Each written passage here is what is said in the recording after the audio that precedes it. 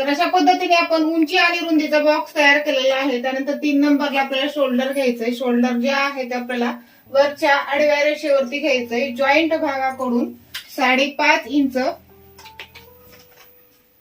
Shoulder. त्यानंतर आहे गळा रुंदी।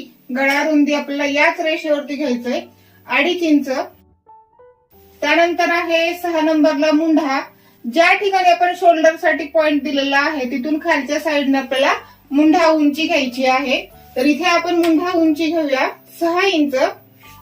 इथे जेवढं शोल्डर आलेलं आहे तेवढाच इथं पॉइंट आला आहे का ते बघायचं। म्हणजे वर जेवढं 5.5 आलंय तेवढंच खाली 5.5 आलं का ते आपल्याला चेक करायचंय। कसं होतं कधी कधी पॉइंट इकडे तिकडे जातो, त्यामुळे इथं पण आपल्याला चेक करून घ्यावं लागतं।